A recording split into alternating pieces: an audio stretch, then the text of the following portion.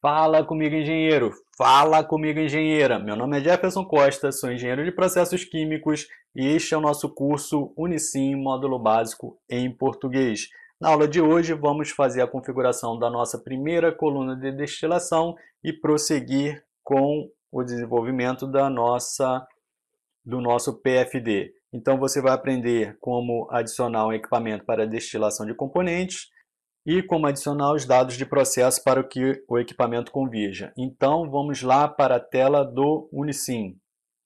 Voltamos para a tela do Unicim e agora vamos dar uma olhada no nosso PFD, porque ele tem informações importantes a respeito da nossa coluna. A primeira coisa que devemos identificar é a corrente que entra na coluna, nesse caso é a corrente 4, e na lista de equipamentos temos a informação que essa coluna tem 15 estágios e que o reciclo dela é de 5 para 1. Então vamos aqui na paleta de objetos, selecionar a coluna de destilação. Na primeira vez que você adicionar a sua coluna, pode ser que o Unicim demore um pouco para carregar as informações. Vamos dar 2 cliques na coluna para abrir o menu interior. Vamos lá, são 15 estágios a nossa coluna. A corrente de entrada é a número 4. Ele sempre, automaticamente, ele já considera mais ou menos a metade da coluna como o estágio de entrada. Então não vamos nos preocupar com isso. Vamos chamar aqui uma corrente de energia para o condensador, que eu vou chamar de Q1. Enter, criou a corrente Q1. Para o rebole a mesma coisa, vou chamar de Q2. Criou a corrente Q2. E aqui no nosso caso, dando uma olhada lá no PFD, sai apenas uma corrente de gás pelo topo, na verdade uma corrente de vapor pelo topo da coluna D01. Como que a gente sabe isso? Primeiro, olhando o PFD e vendo que a fração de vapor é 1. Mas uma segunda análise é o seguinte, o equipamento jusante é um compressor, então o compressor ele não pode operar com gás ou com uma corrente que tem uma fração de líquido muito alta. Então a gente sabe aqui que a nossa coluna, na verdade, vai ter um refluxo. Então o condensador vai adicionar energia de que forma que parte seja parcialmente condensada e volte para a coluna e a outra parte vai ser alimentada para o compressor. Nesse caso aqui, a gente vai especificar a vazão que a gente quer que saia da coluna.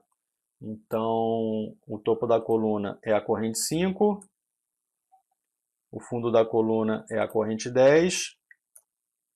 E aqui veja que esse equipamento especificamente ele tem algumas etapas para serem preenchidas. Então, clica no botão Next, que é próximo. Lá, de acordo com o nosso PFD, a gente vê que a pressão de operação é 1,95 bar, tanto para o condensador quanto para o reboiler ou refervedor. Então, ok.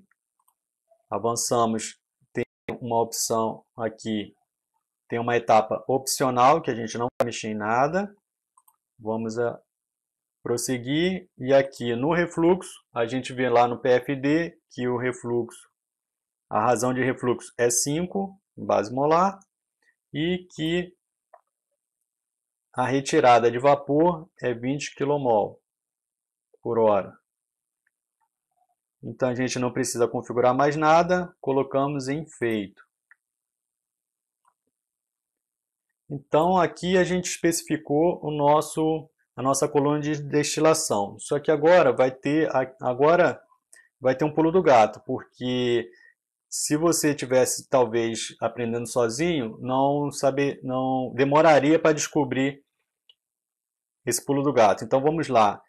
Uma vez especificada a coluna, a gente clica em Run e espera a coluna convergir. Veja que a coluna não convergiu, então tem alguma coisa que não ainda está de acordo.